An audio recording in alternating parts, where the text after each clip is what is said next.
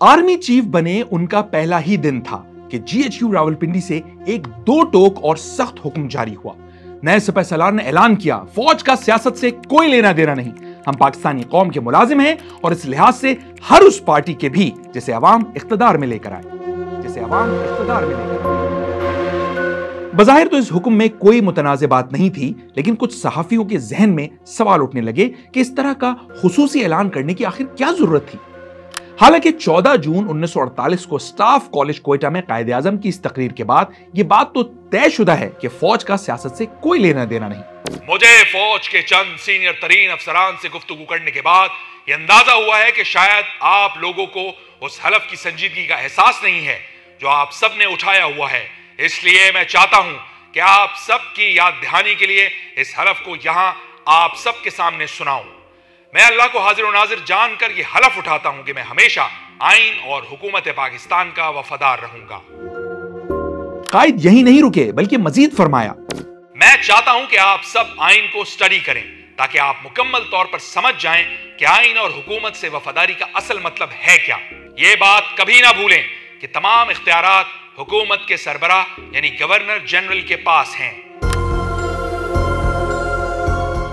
पाकिस्तान में मशहूर है कि जहां लिखा हो कचरा फेंकना मना है, लोग उसी जगह सबसे ज्यादा गंदगी करते हैं। यहां भी कुछ ऐसा ही हुआ।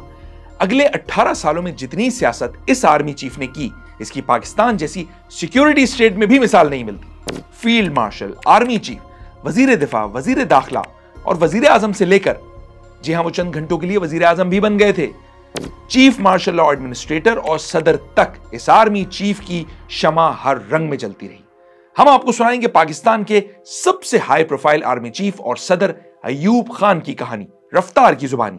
मगर कौन सा अयूब?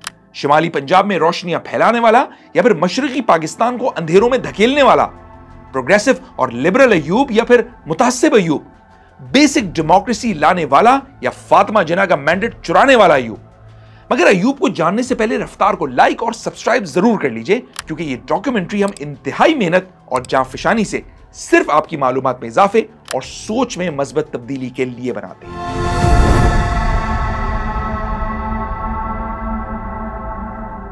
हम में से ज्यादातर लोग अपनी पहचान किसी इलाके से करवाते हैं, जैसे गुजराती, यूपी वाले, दिल्ली वाले, हैदराबादी, बिहारी या लाहौरी। मगर कभी कभी ये रिलेशनशिप उल्टा भी हो जाता है। कुछ लोग इतने बड़े बन जाते हैं कि अपने इलाकों की पहचान बन जाते हैं। यही रिश्ता है अयूब खान और हजारा का। 14 मई 1907 को जब छोटे से गांव रिहाना में यह बच्चा पैदा हुआ, तो उस वक्त कोई सोच भी नहीं सकता था कि दुनिया 114 साल बाद भी इसकी कहानियां सुना रही होगी। अयूब खान रिसालदार मेजर मीर दाद खान की दूसरी बीवी की पहली औलाद थे। अलीगढ़ में तालीम का आगाज किया, मगर फिर British royal military academy Sandhurst चले गए और 1928 में बरतानवी फौज में बहैसियत अफसर भर्ती हो गए। यूं आगाज होता है एक ऐसे फौजी कैरियर का जिसके बूटों की गूंज आज भी पाकिस्तान के ताकत के ऐवानों में सुनाई देती है।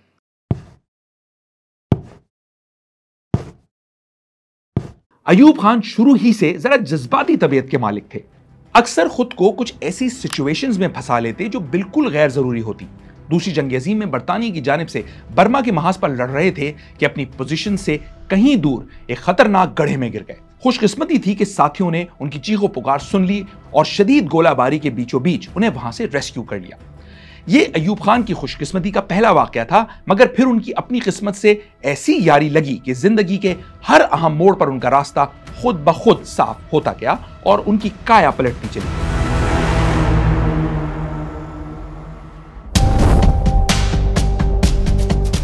ये जनवरी 1951 की बात है। बरतानवी जनरल ग्रेसी का टेन्योर खत्म हो रहा था। उनकी जगह पहले मकामी कमांडर इन चीफ की तैनाती का मामला वजीर आजम लियाकत अली खान के सामने था। वो जानते थे कि जनरल ग्रेसी की गलत पॉलिसियों की वजह से किस तरह कश्मीर का जीता हुआ महाज पाकिस्तान के हाथ से निकल चुका था। बहुत सोच विचार के बाद उन्होंने जनरल इफ्तिखार का नाम फाइनल कर लिया। लाहौर में होने वाली मुलाकात में वजीर आजम ने उन्हें अपनी अपॉइंटमेंट की खुशखबरी सुनाई।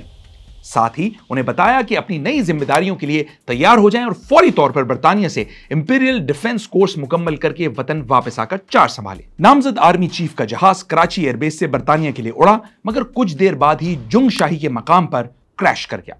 जनरल इफ्तिखार अपनी अहलिया और करीबी साथियों समेत जाँ भाग हो गए और अयूब खान, जिनका नाम वजीर आजम को भेजी गई पहली लिस्ट तक में नहीं था, अचानक हादसाती तौर पर आर्मी चीफ बन गए। यह था किस्मत का अयूब खान को दूसरा तोहफा। मगर इस अपॉइंटमेंट में एक अहम किरदार सिकंदर मिर्जा का भी था, जिन्होंने वजीर आजम लियाकत अली खान के सामने अयूब खान का केस कुछ इस तरह से लड़ा कि कायदे मिल्लत इंकार ही ना कर सके। यहीं से आगाज हुआ ऐसी पार्टनरशिप का जिसने अगले 70 सालों के लिए पाकिस्तानी सियासत की डायरेक्शन सेट की। मार्च 1951 की बात है। अयूब खान को आर्मी चीफ बने चंद हफ्ते ही हुए होंगे कि एक दिन वजीर आजम लियाकत अली खान ने अपनी इलेक्शन कैंपेन के बीचों बीच अचानक उन्हें सरगोदा रेलवे स्टेशन पर तलब कर लिया। वजीर आजम ने उन्हें बताया कि उनके नंबर 2 और chief of general staff general Akbar समेत सीनियर तरीन आर्मी अफसरान हुकूमत को गिराने की साजिश कर रहे हैं। अगले ही दिन लियाकत अली खान ने कई सीनियर आर्मी अफसरान और शायर फैज अहमद फैज समेत दर्जन भर अफराद की गिरफ्तारी की तफसीलात कौम से शेयर कर दी। कराची की सिविलियन हुकूमत के खिलाफ रावलपिंडी की फौजी साजिश पकड़ी जा चुकी थी और नए नवेले आर्मी चीफ के लिए इससे बड़ी शर्मिंदगी की बात यह थी कि उनकी नाक के नीचे होने वाली साजिश की खबर वजीर आजम को आर्मी इंटेलिजेंस ने नहीं बल्कि सरहद हुकूमत ने दी थी। रावलपिंडी साजिश के तमाम किरदार गिरफ्तार तो कर लिए गए, लेकिन लियाकत अली खान कुछ इंतहाई ताकतवर लोगों के हलक का ऐसा कांटा बन चुके थे जिसे निकाले बगैर उनका अपना सर्वाइवल नामुमकिन था। इसलिए जब GHQ में पकने वाली साजिश पकड़ी गई तो फिर घी टेढ़ी उंगली से निकालने का फैसला कर लिया गया और ठीक 6 माह बाद GHQ से सिर्फ 1 किलोमीटर दूर कंपनी बाग में लियाकत अली खान शहीद कर दिए गए।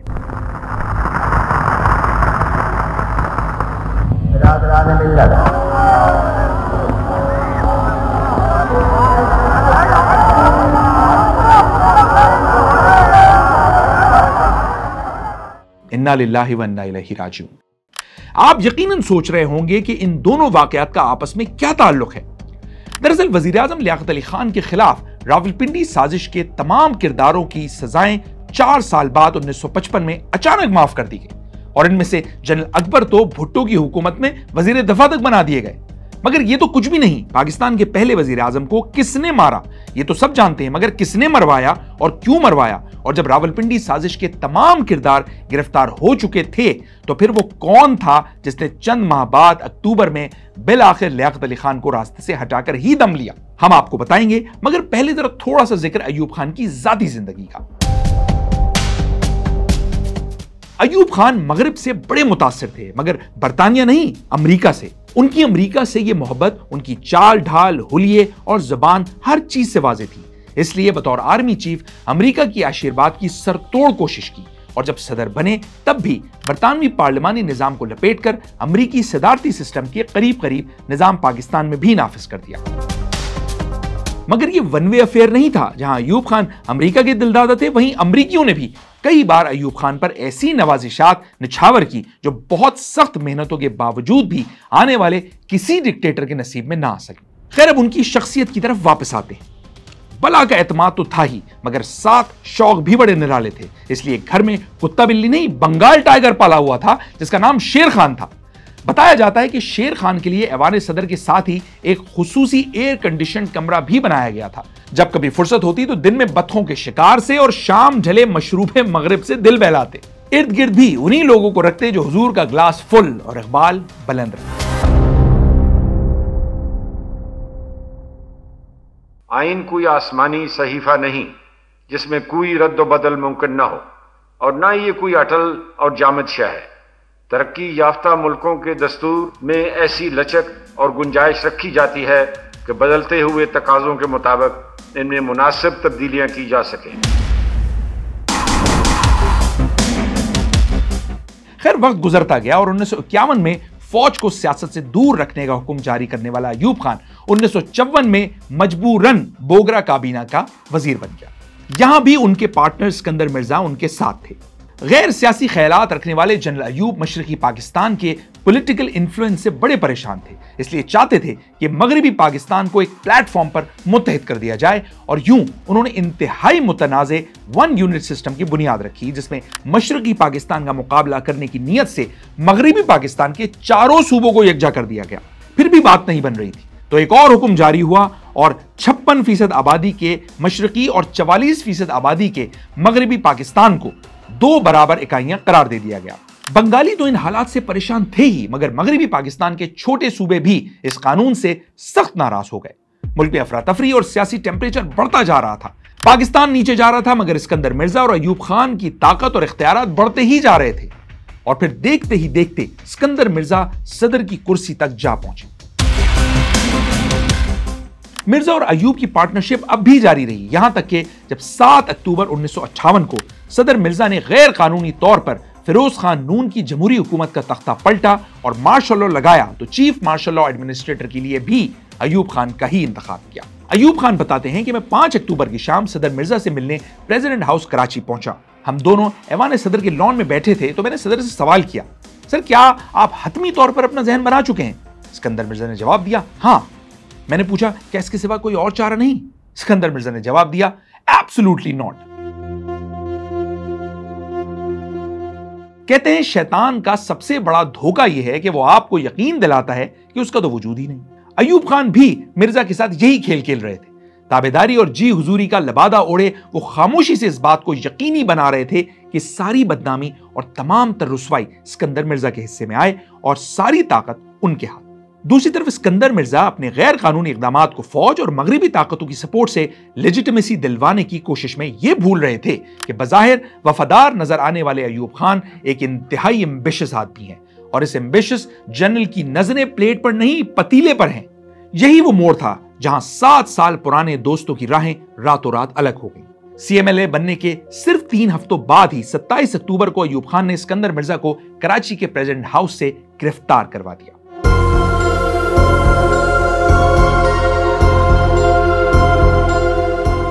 सदर पाकिस्तान मेजर जनरल सिकंदर मिर्जा अपने तमाम इख्तियारात से सुबुकदोश हो गए हैं और उन्होंने अपने तमाम इख्तियारात मेरे हवाले कर दिए हैं। लिहाजा मैंने आज रात से बतौर सदर पाकिस्तान चार्ज संभाल लिया है। इस तरह 10 करोड़ इंसानों के मुल्क की बागडोर किसी बकरी या गाय की तरह एक हाथ से दूसरे हाथ में ले ली गई।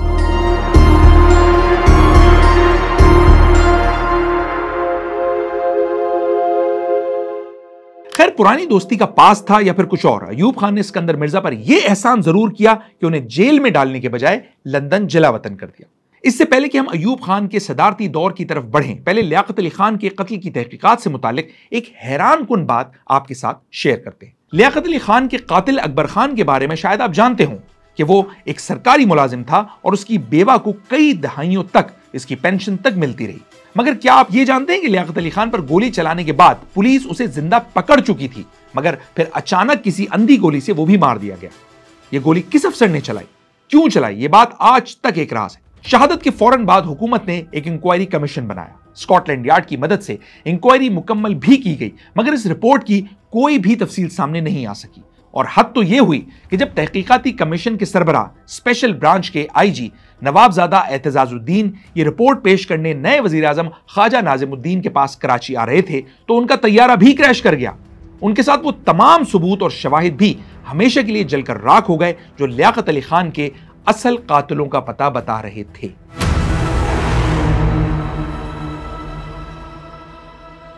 अयूब इख्तिदार में आ तो गए थे, लेकिन उन्हें अपने गैर कानूनी इख्तिदार के लिए अब कानूनी जवाब की जरूरत थी। उनकी यह मुश्किल आसान की 1954 में नजरिए जरूरत की बुनियाद रखने वाले जस्टिस मुनीर अहमद ने। लेकिन 2 हिस्सों में बटे 10 करोड़ अफराद के मुल्क पर हुक्मरानी के लिए सिर्फ यह जवाब काफी नहीं था। अयूब को अवामी हिमायत की भी जरूरत थी, और फिर अपने चाल ढाल रहन सहन में मुकम्मल तौर पर वेस्टर्न वैल्यूज का प्रचार करने वाले अयूब ने सहारा लिया इस्लाम का।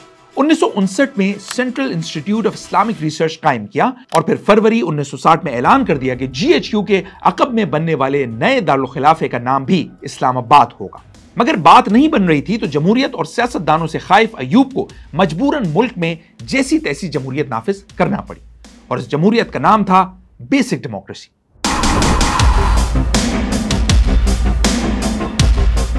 बज़ाहिर इस निज़ाम का मकसद अवाम की फलाह बहबूद के लिए ताकत और इख्तियारात का निचली सतह पर ट्रांसफर था, मगर हमेशा की तरह अयूब खान सज्जा दिखाकर खब्बा मारने की तैयारी कर रहे थे। उन्हें इख्तिदार संभाले 2 साल हो चुके थे, कुर्सी पर उनकी गिरफ्त मजबूत थी, लेकिन अब भी उनके दिमाग में अपनी पॉपुलैरिटी के हवाले से बड़े शुक व शुबहात थे।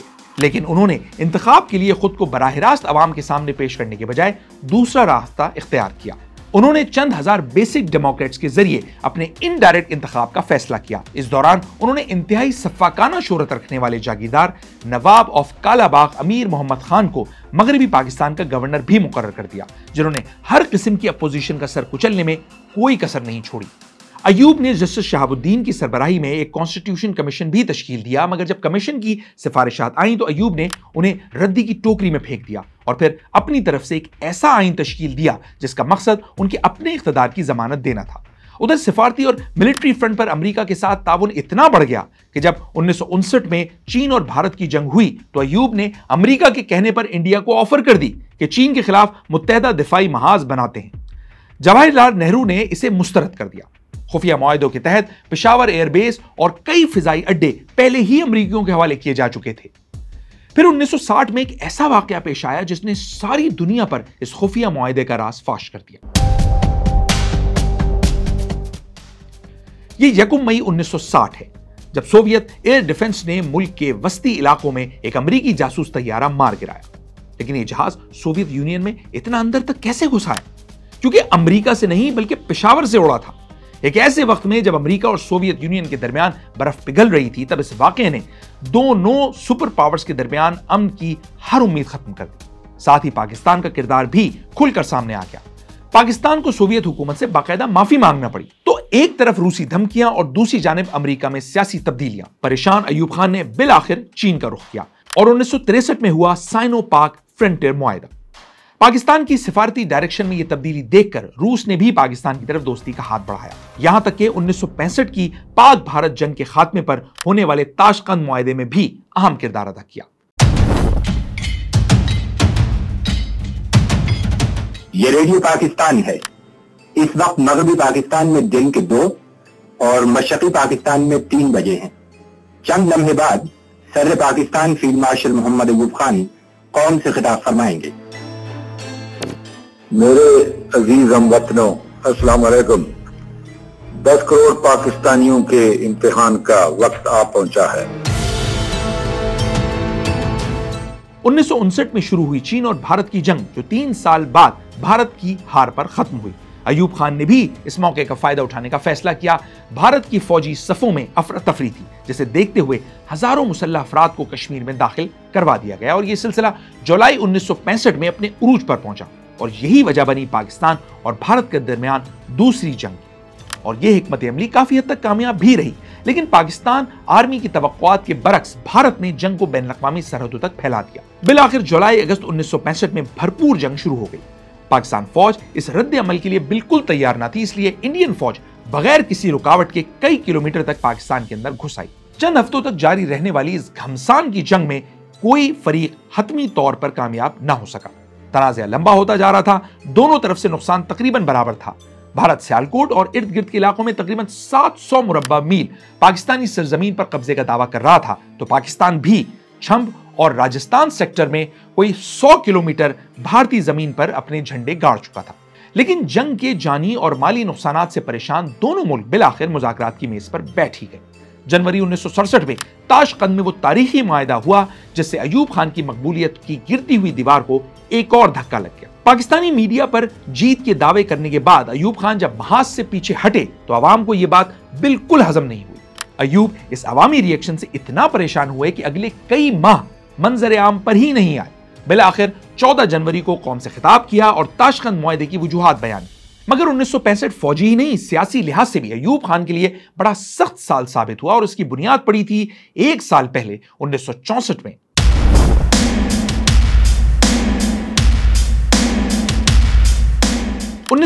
में अयूब खान अपनी मकबूलियत के हवाले से कंफर्टेबल महसूस करने लगे थे, इसलिए उन्होंने मुल्क में पहले सदारती इंतखाबात का ऐलान कर दिया। उन्हें तवक्को थी कि वो बासानी इलेक्शंस जीत जाएंगे, लेकिन जब मुत्तहदा अपोजिशन ने मोहतरमा फातिमा जिन्ना का नाम फाइनल किया तो अयूब खान के पैरों तले जमीन निकल गई।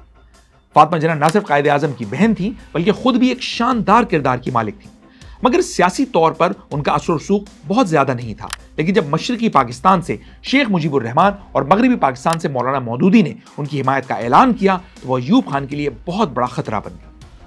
फिर आगाज हुआ एक ऐसी शर्मनाक और वायलेंट इलेक्शन मुहिम का जिसका जिक्र आज तक पाकिस्तान की सियासत में जिंदा है। अवाम ने तो अपना ख्यालात दे चुके हैं, कि यहाँ पार्लिमानी जमहूरियत कायम होगी। ये वोट आपके हाथ में अमानत है। अगर आप ये नहीं करेंगे तो न सिर्फ कौम को मुसीबत उठानी पड़ेगी मगर आप लोगों को भी। कहीं फातिमा जिन्ना के किरदार पर हमले हुए तो कहीं उन्हें गद्दारी बना दिया गया। बात फिर भी ना बनी तो कराची के इलाके लालूखेत में फातिमा जिन्ना के हिमायतियों पर खुलेआम गोलियां तक चला दी गई। भरपूर धांधली के बावजूद अयूब खान अवामी हिमायत हासिल नहीं कर सके। फातिमा जिन्ना पॉपुलर वोट जीत गईं। एजेंसियों और ब्यूरोक्रेसी की भरपूर मदद से अयूब खान 80,000 में से 49,000 नुमाइंदों को अपनी तरफ घसीटने में कामयाब हो गए और अवामी हिमायत हासिल करने के बावजूद फातिमा जिन्ना सदर का इलेक्शन हार गई। यह पहला मौका था जब पाकिस्तान में डंडा जीत गया और झंडा हार गया।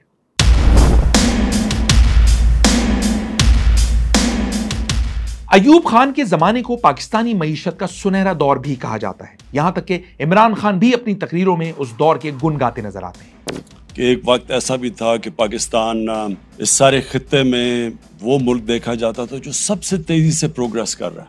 पाकिस्तानियों की दुनिया में इज्जत थी। हमारा प्रेसिडेंट जब 60s में अमेरिका गया तो अमेरिकन प्रेसिडेंट उसको एयरपोर्ट पर रिसीव करने आया। उसी प्रेसिडेंट जब इंग्लैंड गया तो उसको जिस तरह की वेलकम दी गई और लोग ये देख रहे थे कि मुल्क बड़ी तेजी से ऊपर जा रहा है, कि एशिया का कैलिफोर्निया बनने जा रहा है पाकिस्तान।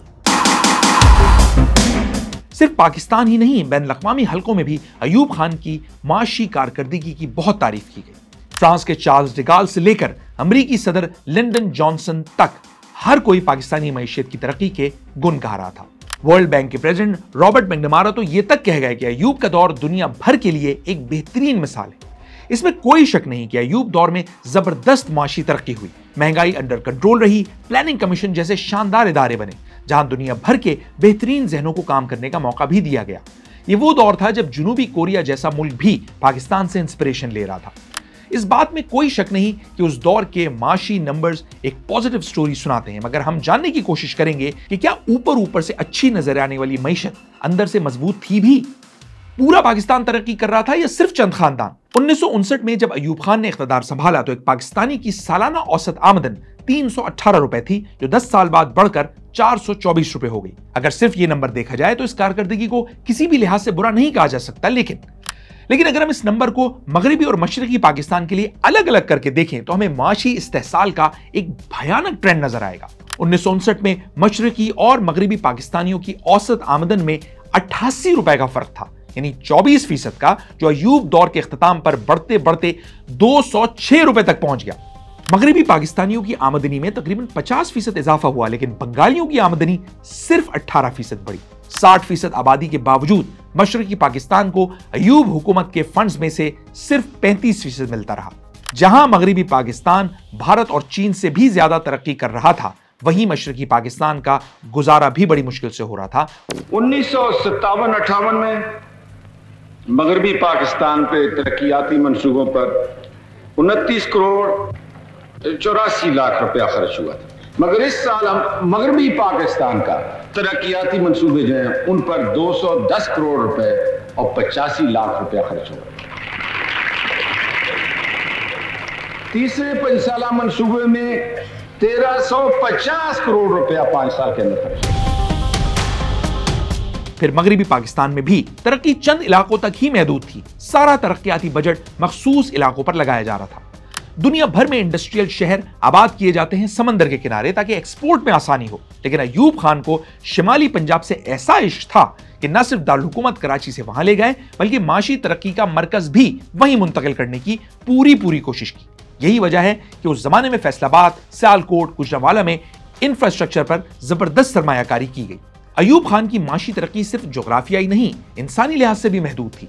यही वजह है कि एक वक्त ऐसा भी आया जब मुल्क की मजमूई इंडस्ट्रियल वेल्थ का 50% से ज्यादा हिस्सा सिर्फ चिन्योटी बिरादरी के पास था। जब अयूब खान ही के डिप्टी चेयरमैन प्लानिंग कमीशन महबूब उल हक ने अपनी रिपोर्ट में इंकशाफ किया कि सिर्फ 20 खानदान मुल्क की 2/3 सनतों और 75% बैंकिंग के मालिक बन चुके हैं, तो मुल्क में तूफान बर्पा हो गया।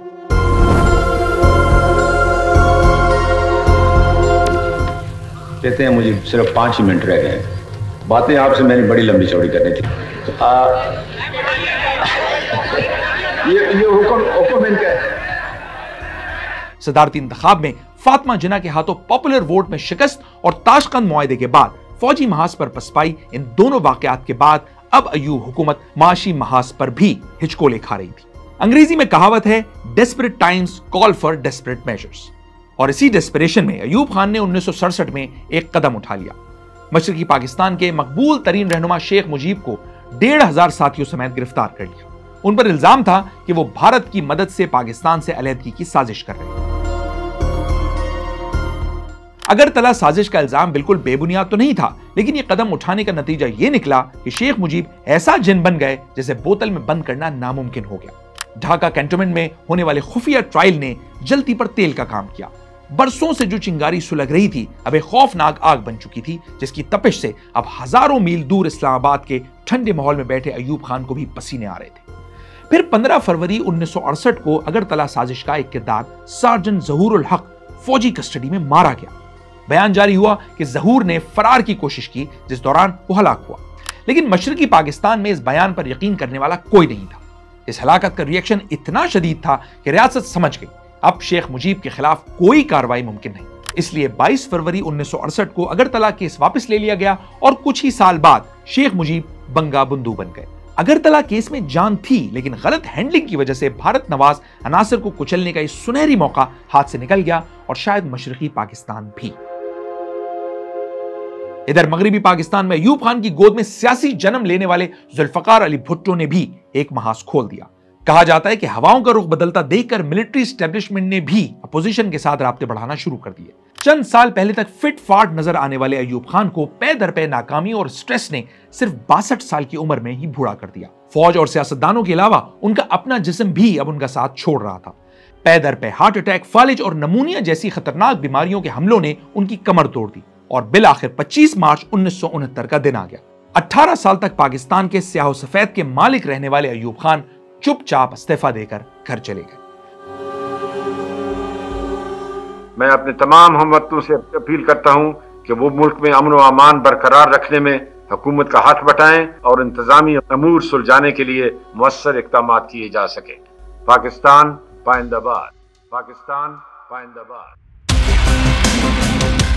अय्यूब खान जैसे किरदारों की जिंदगी को चंद हजार अल्फाज में बंद करना नामुमकिन है, लेकिन हमने कोशिश की कि पाकिस्तानी सियासत के इस किरदार की जिंदगी के अहम तरीन पहलू आपके सामने रखें, बिल्कुल गैर जानिबदार अंदाज में और हकाइक के साथ। लेकिन अय्यूब खान हीरो थे या विलन, इसका फैसला तो आप ही को करना है। इस डॉक्यूमेंट्री को देखकर अय्यूब खान के बारे में आपका क्या तासुर बना, हमें कमेंट्स में जरूर बताइए।